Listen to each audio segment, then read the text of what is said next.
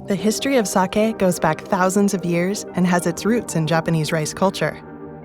It was once considered a sacred drink to be presented to the gods and served as a link between them and human beings. Cherished as the national alcoholic drink of Japan since ancient times, sake's unique sweetness and savoriness provided by use of rice as the central ingredient have enriched the lives of Japanese people throughout history. Today, we live in an era in which people all around the world can enjoy sake. Let's look together at how this alcoholic beverage is made and how it has evolved and spread.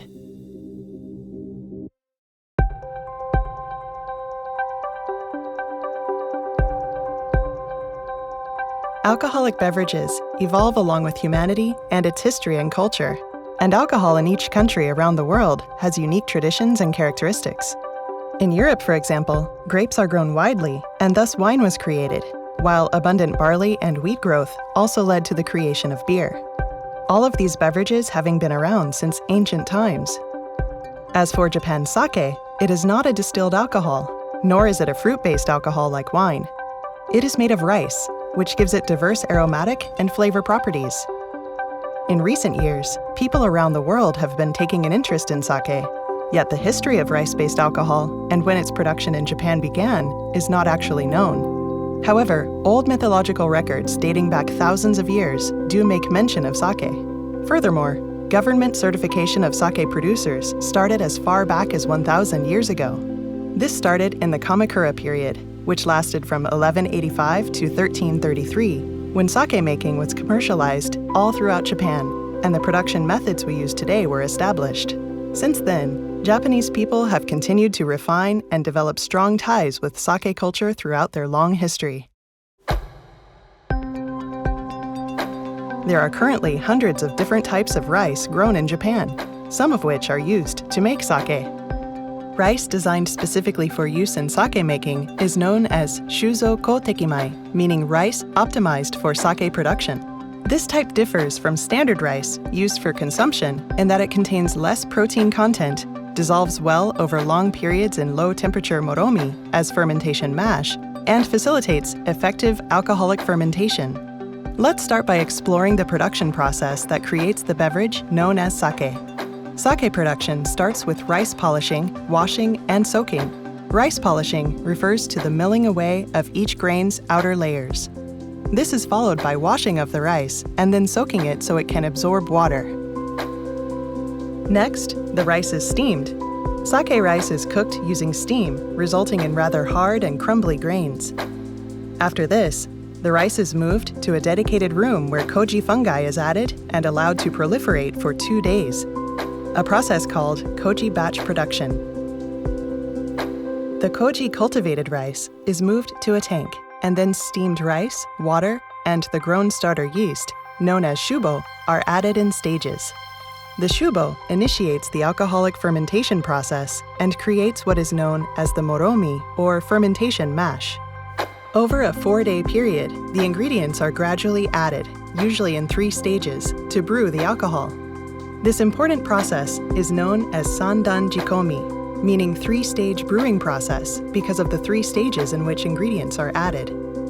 After about 3 weeks of fermentation mash, the alcohol content reaches roughly 18% and fermentation begins to slow. In the final stage of production, the mash is pressed to separate the liquid from the sake lees, leaving behind the sake beverage.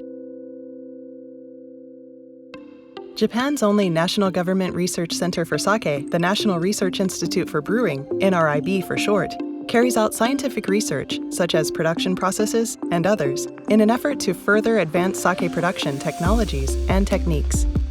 For more than a century now, the NRIB has been working on a wide variety of research, such as improving sake quality and brewing methods, while also holding evaluation awards every year. They host seminars to further the knowledge and skills of workers in the field and pursue scientific studies on trends in sake-making technologies and sake quality. NRIB is constantly seeking to improve product quality, production techniques, and establish standards for the sake brewing industry in Japan. Let's take a closer look at the potential of sake in the future based on scientific foundations fostered through the research at the NRIB. The more you learn about sake, the more fascinating it becomes. Now for a closer look.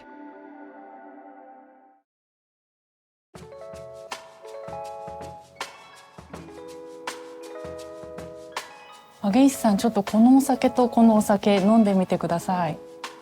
見た目は一緒ですが、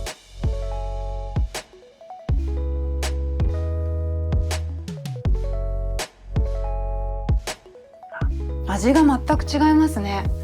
そうなんです。ワインでもピノノワールとシラーの味が違ったり、あとビールでも黒ビールとラガービールの味わいが違うと思うんですが、日本酒も同じようにいろいろな味わいがあるんです。具体的にはどのような違いがあるんですか？実は日本酒のことあまりよくわからないので教えてください。はい、まず日本酒のタイプについてご説明します。日本酒は原料や精米具合などによって吟醸酒、純米酒、本醸造酒など様々なタイプがあります。その中でも純米酒と吟醸酒はよく知られていますよね。純米酒は副原料を一切使わずに米だけで作った日本酒のことで、吟醸酒は香味のバランスを整えるため少しだけアルコールを添加して作っています。ことは米 100% のものが純米酒なんですね。純米酒はどのような味がするんですか？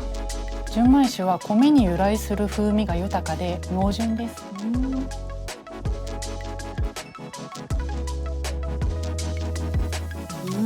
そうなんですね。では吟醸酒はどのようなお酒なんですか？吟醸酒は吟醸作りという精米から時間をかけてじっくり低温で作る日本酒です。一番手間がかかる作り方なので少量しか生産できません。そうなんですか。吟醸作りでできた日本酒はどのような味がするんですか？リンゴやメロン、バナナのような吟醸香が特徴で味もマイルドです。吟醸酒の作りが始まると杜氏は寝る間も惜しんで作りに集中するようですよ。なるほど。もう一回飲んでみますね。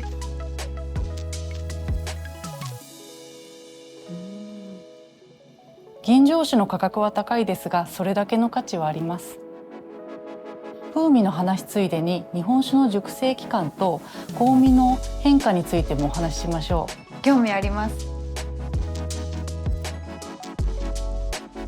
通常日本酒はタンクや瓶で貯蔵されて半年から1年かけて熟成されて出荷されるのですが、中には長期熟成酒というものがあります。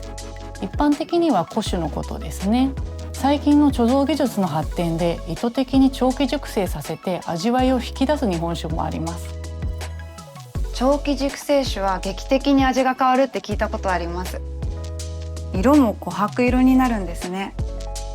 そうなんです。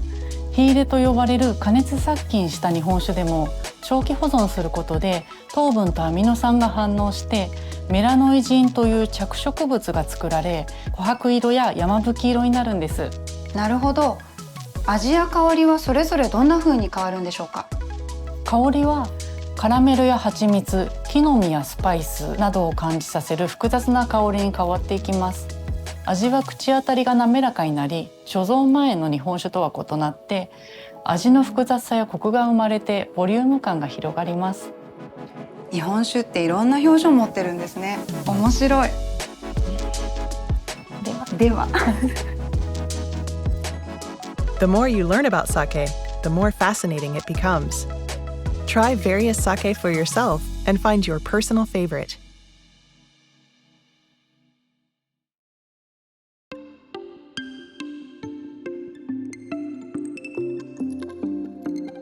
The quality of sake degrades when it is exposed to high temperatures, light, or oxygen. The following 3 tips can help you maintain sake quality so it tastes fresh with every pour. 1. Temperature. Careful temperature control is key to preserving sake fresh. Just as wine is kept in a wine cellar, sake must be stored in a relatively cool location at a temperature of 5 to 15 degrees Celsius or about 41 to 59 degrees Fahrenheit. Especially namazake, which is unpasteurized sake, as well as sparkling sake and ginjoshu. The storage temperature must be 4 degrees Celsius or lower, or 39 degrees Fahrenheit or lower. as they are delicate and easily deteriorate. Because sake has more sugars and amino acids than, say, distilled alcohols such as shochu and whiskey, high storage temperatures will trigger chemical reactions that lower the sake's freshness level. Therefore, maintaining proper storage temperatures is vital if you want to enjoy fresh-tasting sake with its aromas intact. 2. Light exposure. Although it may be surprising to learn that light can cause sake quality degradation, sake is weak not only to high temperatures, but to ultraviolet rays as well. UV light can adversely affect aromatic properties, coloring, and other aspects. Just like with beer and wine, it's important to store sake in a location not exposed to direct light. That's why sake bottles are often tinted with colors that have low UV light transmittance. 3. Oxygen exposure. Compared with wine, sake is relatively resistant to the effects of oxygen exposure, but that doesn't mean oxygen has no effect on it. After opening a bottle of sake for the first time, you should always reclose its cap tightly and consume it within about 1 month. These 3 factors, temperature, light, and oxygen, are important considerations for preserving sake quality. One way to tell that a sake has started to go bad is by checking its aroma. Sake that has been appropriately stored and aged for 10 or even 20 years has a favorable aged sake scent known as jukusei-ka in Japanese. Inappropriately stored and aged sake has an off-flavors, almost burnt or sulfur-like odor, which is called hine-ka. When sniffed, jukusei-ka and hine-ka differ in that the latter just seems smelly. Scientifically speaking, hine-ka is actually the result of high dimethyl trisulfide content, which gives it a smell similar to that of cooked onion. Jukusei-ka, on the other hand, has a more caramel-like smell caused by large amounts of sodalin, aldehyde, and other constituents. We understand that these 2 spectrum-defining indicators are rooted in storage methods, and based on this knowledge, sake researchers are pursuing new methods for long-distance transport and long-term storage applications. The more you learn about sake, the more fascinating it becomes. Practice proper storage to enjoy better sake flavors.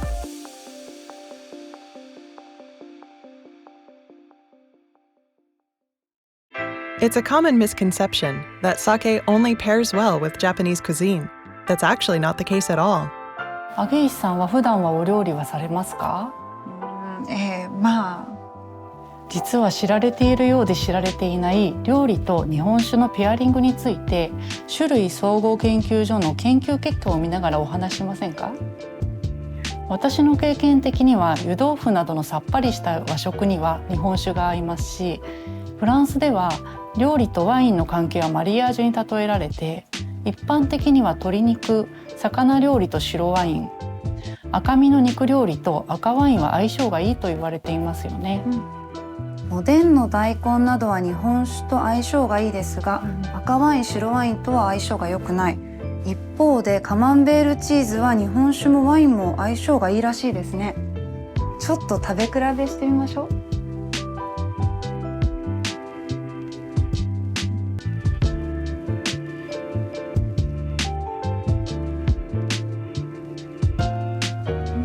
確かに意識して食べると分かりますね。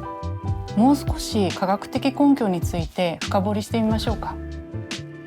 相性がいい場合はお酒と料理の両方から見て旨味が増す、後味がすっきりする感じがしますが、悪い場合は料理の生臭い感じが増す、嫌な味が残るなどの影響がありますよね。科学的にはワインに含まれる鉄とアリュー酸が魚介類に含まれる DHA などの多価不飽和脂肪酸の酸化や分解を促進して生臭みと苦みを生じたという研究報告があるそうですよ。そうなんですね。ということは日本酒は魚介類に合いますから、日本酒には鉄もアリュー酸もほとんど含まれていないということですよね。種類総合研究所では味覚センサーを使い、科学的に味覚の分析と酒と料理の相性の研究を行っているようですよ。科学的根拠に基づいたペアリングって確かだから、今後の研究成果に期待ですね。ちなみにアゲイスさん、味覚の話ついでに日本酒って冷酒も缶もありますよね。冷酒と缶の味比べやってみましょう。